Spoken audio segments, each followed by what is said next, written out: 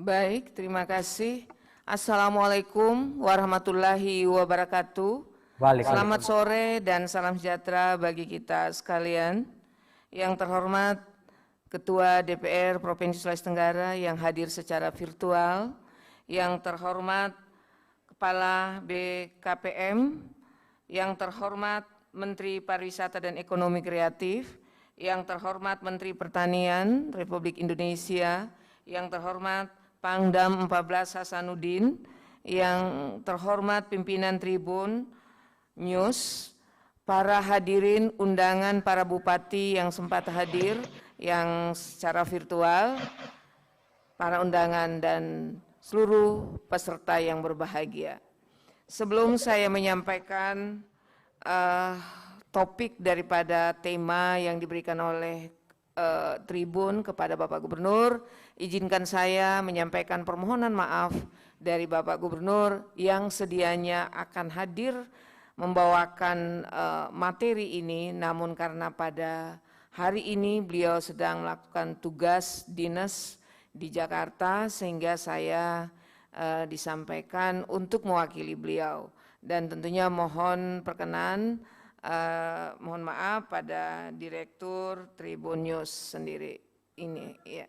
Baik, Bapak Ibu sekalian, tentunya Sulawesi Tenggara seperti apa yang disampaikan oleh pemerintah pusat ataupun jargon dari kami Sulawesi Tenggara adalah masa depan Indonesia. Tentunya saya akan menyampaikan gambaran umum Sulawesi Tenggara. Tadi telah disampaikan bahwa luas daratan, lalu kemudian luas perairan dan kemudian jumlah penduduk yang tersebar di 15 kabupaten kota dan 15 kabupaten dan 2 kota madya. Selanjutnya saya izin menyampaikan gambaran umum Sulawesi Tenggara, lalu kemudian pertumbuhan ekonomi Sulawesi Tenggara. Perekonomian Sulawesi Tenggara berdasarkan besaran produk domestik regional bruto tahun 2020 atas dasar harga 130,18 triliun dan atas dasar harga konstan di 2010 mencapai 93,45 triliun. Ekonomi Sulawesi Tenggara tahun 2020 mengalami kontraksi sebesar 0,65% dibanding capaian tahun 2019 yang tumbuh sebesar 6,50%.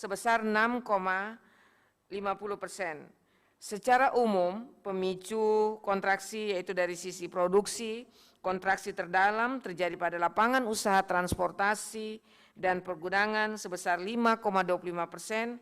Dari sisi pengeluaran, kontraksi terdalam terjadi juga pada komponen pengeluaran konsumsi lembaga non-profit yang melayani rumah tangga. Jadi ini juga bagian dari dampak adanya pandemi COVID-19 yang melanda dunia, Indonesia khususnya di Sulawesi Tenggara. Selanjutnya menyampaikan potensi pembangunan Sulawesi Tenggara. Potensi sumber daya alam Sulawesi Tenggara dari sisi aspek sektor pertanian, perkebunan, kehutanan, kelautan dan perikanan, pariwisata, dan pertambangan. Adapun potensi pertanian dalam arti luas, terdiri dari subsektor tanaman pangan dengan luas areal masing-masing dan jumlah produksi per tahun, yaitu dapat dilihat dalam slide. Lalu kemudian subsektor perkebunan dan hortikultura dengan luas areal masing-masing dengan jumlah produksi per tahun yang terdiri dari kakao, lalu kemudian mete, lalu kemudian kelapa sawit dan kelapa seluas sesuai dengan yang kami paparkan dalam slide. Lalu subsektor peternakan terdiri dari komoditas, lalu kemudian sapi dengan populasi 419.882 ekor, produksi daging, unggas, dan kemudian produksi daging itu sendiri. Subsektor perikanan dan kelautan terdiri dari hasil penangkapan ikan tuna sebesar 1.621 ton ikan tongkol, kepiting, dan rumput laut. Itulah potensi dari sisi pertanian dalam arti luas. Selanjutnya potensi wisata. Tadi juga sudah disampaikan terkait dengan potensi wisata Provinsi Sulawesi Tenggara. Wisata alam, segitiga karang dunia di Kepulauan Wakatobi, ini sudah menjadi 10 destinasi yang ada di Indonesia. Lalu kemudian sekarang kami lagi mengembangkan destinasi Pulau Bokori dan Pantai Toronipa di Kabupaten Konawe, Pantai Nambo dan Kebun Raya di Kota Kendari, Pulau Labengki dan air panas Wawolesea di Kabupaten Konawe Utara, Goa Liangkaubori dan Meleura di Kabupaten Muna, sungai terpendek di dunia yaitu di Tamborasi, Kabupaten Kolaka, 1000 goa di Buton Tengah, Pulau Ular di Buton Selatan, Pulau Kabaena di Bombana, air terjun Wawoni di Kabupaten Konawe Kepulauan, dan Taman Nasional Rawaopa, Pantai Tanjung Taipan, dan air terjun Moramo di Kabupaten Konawe Selatan. Tentunya ini menjadi potensi yang luar biasa dari sisi sektor wisata. Selanjutnya potensi wisata religi. Kami juga memiliki Masjid Keraton Kesultanan Buton di Kota Bau-Bau yang masih sampai saat ini menjadi destinasi yang diminati oleh para wisatawan baik luar maupun dalam. Lalu kemudian potensi ikon baru yang ada di Sulawesi Tenggara yaitu Masjid Al-Alam di Teluk Kendari. Ini sempat viral. Lalu kemudian potensi hutan. Ini terdiri dari 49% luas hutan lindung ataupun luas hutan konversi dan luas hutan produksi. Ini luas hutan produksi 49%, lalu kemudian luas hutan konservasi 10% dan luas hutan lindung 41%. Luas kawasan hutan di Sulawesi Tenggara masing ini terdiri dari atau secara keseluruhan berjumlah 2.600.137 hektare atau 68,17% dari luas wilayah daratan Provinsi Sulawesi Tenggara. Selanjutnya potensi pertambangan. Ini potensi pertambangan. Lalu ini kita bisa melihat ini sudah diketahui secara nasional dan internasional. Lalu kita juga punya aspal curat deposit sebesar 3,8 miliar ton. Penyebarannya di Pulau Buton, Kabupaten Buton dan Kabupaten Buton Utara. Selanjutnya penggunaan aspal Buton di beberapa provinsi, Majalengka Jawa Barat, Tomo Jawa Barat, Gorontalo. Dan ini perlu kami informasikan bahwa sekarang ini ada kebijakan nasional 1.000 km penggunaan aspal Buton. Selanjutnya nikel, ini masih dari aspek pertambangan. Kita punya deposit sebesar 97,4 miliar ton. Penyebarannya di Kabupaten Kolaka Utara, Kolaka, Konawe Utara, Konawe Selatan, Konawe, dan Bombana, termasuk di dalamnya Pulau Kabaena.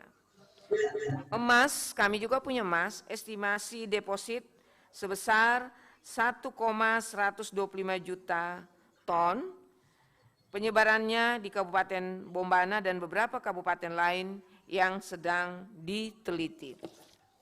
Potensi tambang lainnya, kami juga Provinsi Sulawesi Tenggara, punya pasir kuarsa 5 miliar ton, marmer, lalu ada lempung, onyx, gamping, mangan, pasir besi, fosfat, kromit, dan magnesit. Ini semua penyebarannya masing-masing ada di Kabupaten Buton, Konawe Utara, Konawe, dan Kabupaten Bombana. Ini sudah terlihat dalam slide. Lalu kemudian potensi energi, potensi pembangkit listrik tenaga air ada Sungai Lasolo, Sungai Konaweha, Sungai Tamboli, Sungai Lalindu, ada 4 sungai dengan masing-masing sesuai dengan megawatt. Lalu potensi panas bumi ada di Lainea dan di Mangolo. Selanjutnya izin menyampaikan kebijakan pembangunan jangka menengah Provinsi Sulawesi Tenggara tahun 2018 sampai 2023 masa Bapak Gubernur Sulawesi Tenggara Bapak Haji Ali Masih dan Bapak Wakil Gubernur Bapak Dr. Lukman Abu Nawas, dengan visi adalah terwujudnya Sulawesi Tenggara yang aman, maju, sejahtera, dan bermartabat dengan 4 misi agenda utama pembangunan, yaitu meningkatkan kualitas hidup masyarakat agar dapat berdaulat dan aman dalam bidang ekonomi, pangan, pendidikan, kesehatan, lingkungan, politik, serta iman dan takwa. Misi kedua yaitu memajukan daya saing wilayah melalui penguatan ekonomi lokal dan peningkatan investasi. Dan yang ketiga adalah mendorong birokrasi pemerintahan provinsi yang modern, tata kelola pemerintahan desa yang baik, lalu kemudian memberikan bantuan kepada kecamatan dan kelurahan sebagai pusat pelayanan pemerintahan. Dan yang terakhir merupakan misi keempat adalah meningkatkan konektivitas dan kemitraan antar pemerintah, swasta, dan masyarakat dalam rangka peningkatan daya saing daerah melalui pembangunan dan perbaikan infrastruktur dan aspek-aspek sosial ekonomi. Penjabaran visi dan misi didesain dalam bentuk 5 program prioritas, yaitu Sultra Beriman dan Berbudaya, Sultra Cerdas, Sultra Sehat, Sultra Produktif, Sultra Peduli Kemiskinan. Inilah program prioritas yang mewarnai menjadi guidance bagi seluruh masyarakat Sulawesi Tenggara, khususnya OPD, ini untuk bekerja untuk bagaimana mewujudkan visi daerah dan misi sesuai dengan program prioritas Bapak Gubernur dan Bapak Wakil Gubernur dan program kebijakan daerah. Selanjutnya konsep pendekatan dan kebijakan pembangunan yang dilakukan yaitu berdasarkan kondisi wilayah Sulawesi Tenggara yang terdiri dari wilayah Jazirah Kepulauan, maka perlu dilakukan pendekatan pembangunan yang tepat untuk menjawab berbagai tantangan serta mendorong kemajuan wilayah secara lebih merata. Pendekatan pembangunan yang dilakukan adalah gerakan akselerasi pemerataan pembangunan wilayah daratan dan lautan kepulauan dengan akronim Garbarata. Ini adalah ikon dari kebijakan pembangunan di Sulawesi Tenggara dalam pemerintahan Bapak Haji Ali Masih dan Bapak Dr. Lukman Abu Nawas. Strategi pendekatan dalam konsep Garbarata ini ada 5, pembangunan yang bertumpu pada pusat-pusat pertumbuhan, lalu kemudian pembangunan yang menitik beratkan pada pengembangan konektivitas antar wilayah, lalu pembangunan dengan menitik beratkan pada keberpihakan pemerintah kepada masyarakat miskin dan kelompok marginal lainnya, dan pembangunan yang ditujukan untuk penguatan sumber daya manusia dan pengarus utamaan gender, dan yang terakhir adalah pembangunan yang bertumpu pada pelestarian sumber daya alam dan peningkatan nilai tambah dalam rangka peningkatan daya saing daerah. Inilah strategi pendekatan dalam konsep pendekatan pembangunan berbasis Garbarata. Selanjutnya, langkah-langkah pemerintah provinsi untuk menarik investasi. Saya kira saat ini pemerintah Provinsi Sulawesi Tenggara terus membuka ruang investasi bagi para investor melalui penciptaan iklim investasi yang kondusif, melakukan perbaikan dan pengembangan infrastruktur penunjang seperti pembukaan jalan, pelabuhan, termasuk rencana pengembangan Bandara Halu Oleo yang sekarang ini kita sedang mengusulkan untuk peningkatan status menjadi bandara internasional, serta mendorong kegiatan investasi yang senantiasa berpedoman pada ketentuan dan peraturan berlaku, sehingga kita harapkan nanti outcome dan output tidak hanya memberi keuntungan bagi investor, tetapi juga tetap membawa kemaslahatan bagi masyarakat untuk kemajuan daerah dan kesejahteraan masyarakat Sulawesi Tenggara. Langkah-langkah peningkatan kegiatan investasi pertambangan itu dilakukan tentunya sebagai kawasan strategis nasional, salah satunya adalah di Routa, Kabupaten Konawe dengan konsep kawasan industri terintegrasi. Untuk itu pemerintah provinsi bersama pemerintah kabupaten terus meminta dukungan dan supporting kepada pemerintah pusat melalui konsultasi dan koordinasi secara lintas dan intens dengan kementerian terkait seperti Kemenko Bidang Kemaritiman dan Investasi, Kementerian ESDM, Kementerian Kehutanan dan Lingkungan Hidup, serta Kementerian ATR Kepala BAPEN. Hal ini semua untuk bagaimana memudahkan atau pengembangan daripada langkah-langkah peningkatan kegiatan investasi dan pertambangan di Provinsi Sulawesi Tenggara. Selanjutnya, pengembangan sektor pariwisata Sulawesi Tenggara saat ini tentunya kawasan Pantai Toronipa, Kabupaten Konawe, kawasan ini kelak akan menghubungkan dengan kawasan-kawasan pariwisata lainnya di seluruh wilayah Sulawesi Tenggara seperti tadi, Labengki dan sebagainya.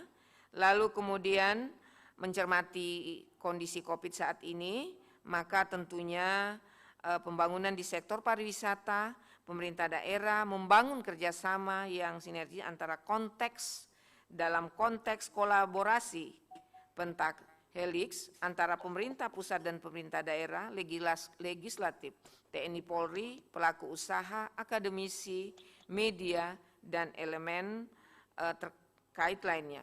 Pemerintah provinsi terus mendorong semua komponen yang terkait dengan pembangunan pariwisata untuk membuat dan mengemas kepariwisataan sekarang agar tetap produktif serta aman dan nyaman bagi masyarakat, pelaku usaha, dan konsumen pariwisata dengan benar-benar menerapkan protokol kesehatan baik dari sisi aspek akses, amenitas, atraksi maupun promosi. Upaya yang diyakini dapat mengatasi keadaan dalam pandemik ini dalam upaya memutus rantai penularan COVID-19 yaitu melalui vaksin. Perlu kami informasikan bahwa kegiatan vaksin sudah kami lakukan kick off tanggal 14 Januari 2020, satu hari setelah pelaksanaan vaksin COVID oleh Presiden Republik Indonesia Bapak Joko Widodo pada tanggal 13 Januari, dan hari ini semua kabupaten kota telah melakukan vaksin dan kami telah distribusikan vaksin di seluruh kabupaten kota di Sulawesi Tenggara. Saya kira vaksin ini kepada para pejabat ini juga sudah dilakukan, stakeholder masyarakat yang tentunya saat ini diutamakan pada nakes. Pemberian vaksin lebih awal tersebut sebagai salah satu cara mengcounter attack berita-berita hoaks yang menimbulkan keraguan bagi masyarakat.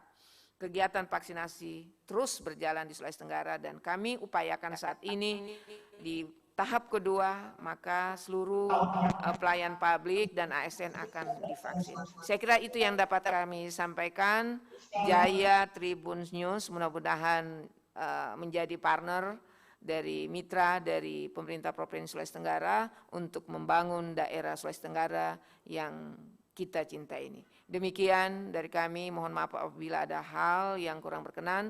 Terima kasih. Billahi taufiq wal hidayah. Wassalamualaikum warahmatullahi wabarakatuh.